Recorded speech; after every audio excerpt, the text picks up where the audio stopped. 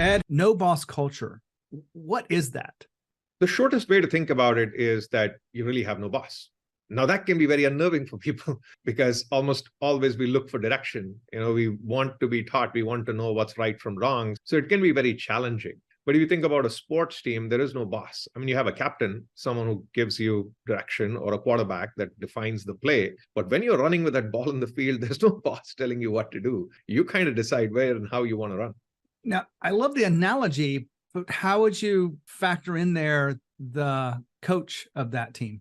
So yeah, the coach is always outside, right? They're never in the field. They never get in the middle of the field saying, oh, let me grab that ball and run. So in essence, in a business that's a no-boss culture, you have the team, the people, you have the captain or the quarterback, the person who's making the play and everybody's kind of looking up to. He's not the boss, but people are looking up to him.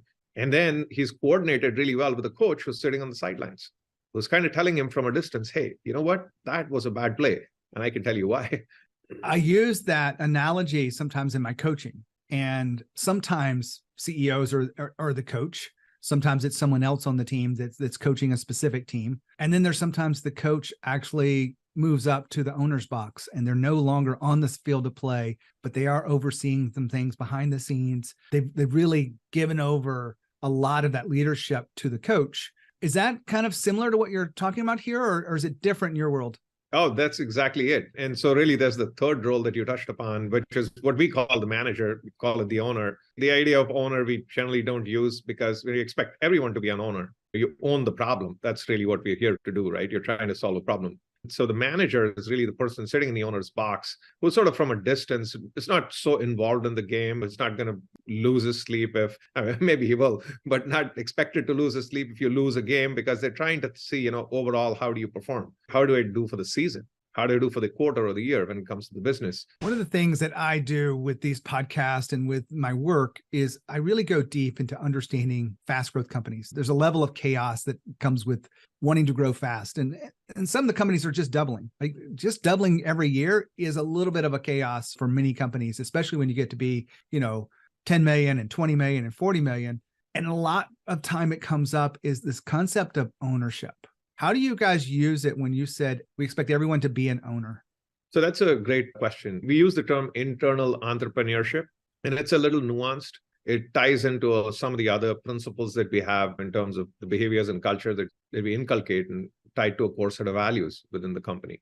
And it's really about inculcating that sense of entrepreneurship, as in owning the problem, not necessarily owning the software. So often, in the software world, we spend a lot of time software engineering, and developers start to own the software. So then there's this territory. I wrote this software, and this is my software, and it's so cool. And then you sort of dispassionate about the software, but you're really trying to solve the problem. And I've been an engineer for decades in my life, where the hardest thing was to throw away all the work that you did before, because you knew what you did was kind of old, outdated. It's garbage now. And you could do it much better with the new tools that you have, because tools change.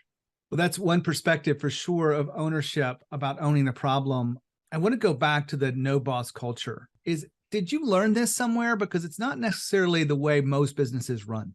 So I learned this the hard way. I mean, the reason I started my own business was because I didn't really like to be bossed around. And if you work in large enterprises, you do get bossed around. You kind of get into this machine, and you're a cog in the wheel in a much bigger machine. So of course, machines are valuable, because if there was no machines, we couldn't get anything done.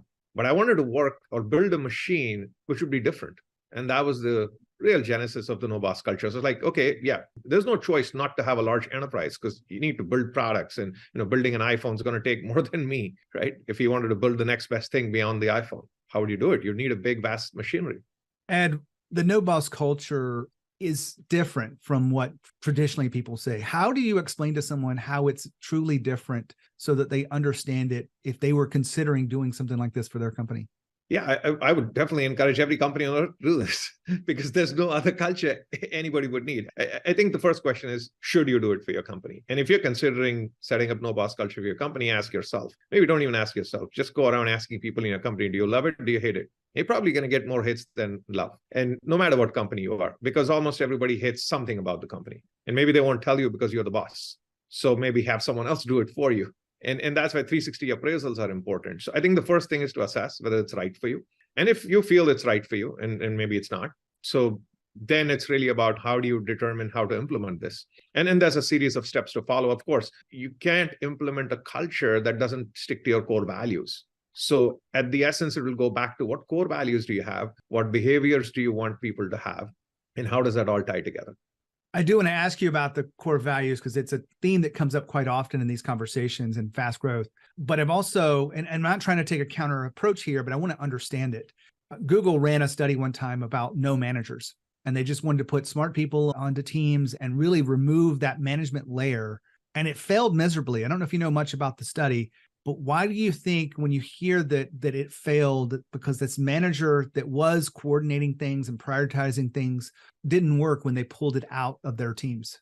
So actually, that's a great example. I'm not entirely intimately familiar, but certainly now that you've told me, I kind of get a sense of what that might be. I would say a few things to consider. At the end of the day, any enterprise organization or business you're trying to run is really a group of people. And of course, resources. And the other resources, you have physical objects and things, tools, software, hardware, time, and money. So if you think about it, time is the only commodity that's irreplaceable, right? That's something if you lose every minute, you can't get it back. Money, if you lose it, you give an example of bouncing back and resilience, you can find it. You can always get money back. And physical things and tools, you can lose them, you can buy the new screwdriver or the new tool. But the thing that's hardest to ever get back is people. So if you think about what's the most critical thing, first, acquiring the people that you want to be working with, you have to feel good. You have to get up in the morning and feel like, I want to go meet that guy. Not like, oh, I hate that guy, but I still have to go out and work with him. Like there's this thing you'll hear from lots of billionaires and successful people like Jeff Bezos even say, oh, disagree and commit, right? So there's like, yeah, I don't even agree with you. So what's going on, right? So maybe you have to peel that onion a little deeper and say, what's the disagreement all about?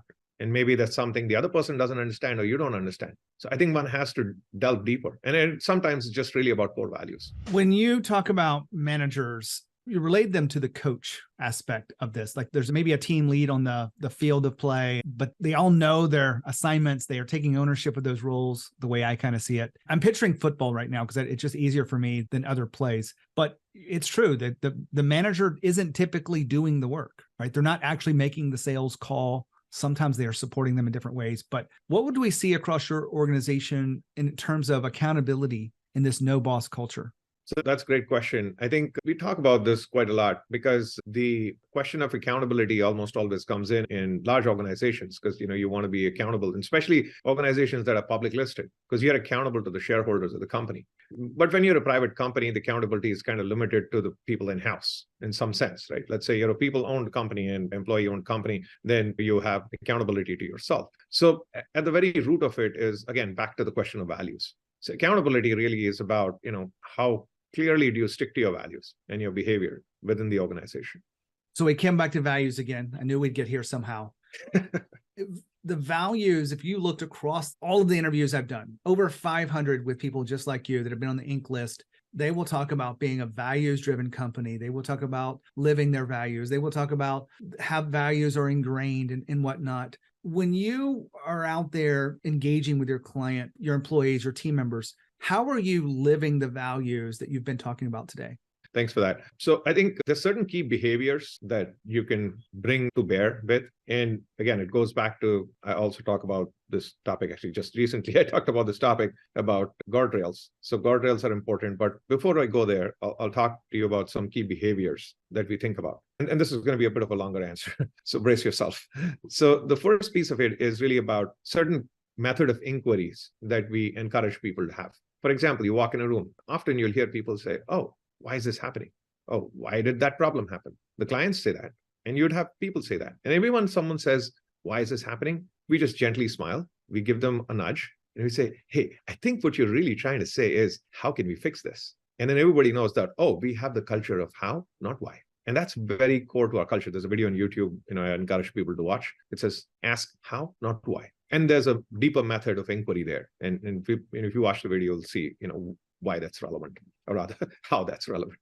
The other behavior that we try to encourage is building trust, because trust is the very root of all relationships. And trust with yourself, as in knowing that you will adhere to the values, trust in the team, that the team will provide you the guardrail that we just give the example of, that you'll stick to your core values. So it's really habits and guardrails. And then building trust through communication, which is the crux of it. So for example, if someone's running late, Even if you're running like a minute late to your meeting, are you making the extra effort to message out? Now, sometimes it's not practically possible. For example, my calendar is often triple booked and I'm leaving a meeting. I have to send 3 messages out. So obviously you need care. So we have the culture of care. Care is a person within the organization. Typically people call it HR, but we use the term care. It's someone who's there to make sure that you get through your day. So bringing in the idea of care, the idea of trust, asking how, not why, and then the sense of follow through to get it done and polished. Often, you'll receive a client deliverable or a document, the font's off. Oh, it's not buttoned up. So when we ship something to a client, it's buttoned up. All the I's are